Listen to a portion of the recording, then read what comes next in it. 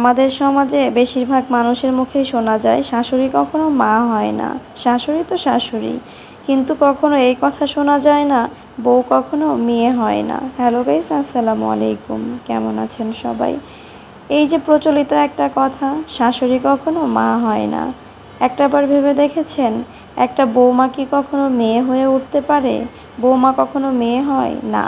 একটা বৌমা যদি কখনো মেয়ে না হয় তাহলে কিভাবে আশা করে যে শাশুড়ি মা হবে? আগে তো নিজেকে মেয়ে হয়ে উঠতে হবে, তারপরে না আশা করতে হবে। আমাদের সমাজে 90% মানুষই এই চিন্তাধারা নিয়ে থাকে, শাশুড়ি তো শাশুড়ি, শাশুড়ি কখনো মা হয় নাকি? আসলে কিন্তু অনেকটাই ঘটে যায় এরকম। আমাদের সমাজে মেয়েরা যেরকম শাশুড়িকে মা ভাবতে পারে না, শাশুড়িরাও সেরকম বৌমাকে মেয়ে ভাবতে পারে না। এটার জন্য দায়ী কিন্তু আমরা নিজেরাই। দেখবেন এমনও পরিবার আছে যে মা মেয়েতেই ঝগড়া লাগে।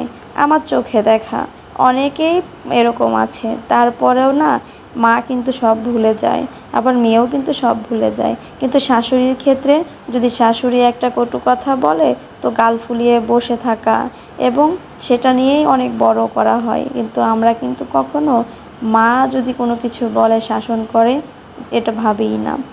যাই হোক, অনেক কথাই বলে ফেললাম। আমি যে বাসায় থাকি সেই পাশের ইউনিটে একটা মেয়ে তার মাকে মেরেছে। যে কোনো ভুলবশতই হয়তো ঝগড়া লেগেছে, কিন্তু একটা মেয়ে কি কখনো মায়ের গায়ে হাত তুলতে পারে? আমার মাথায় আসে না। মা যত কিছুই বলুক না কেন, মা তো মাই। মার সাথে কি কারো তুলনা হয় কখনো? কখনোই না। তো এটা দেখার পরে আমি এটাই চিন্তা করলাম, সে মেয়েটা বলতেছে যে আমার শাশুড়ি ভালো, এসে অনেক কথা বলতেছে।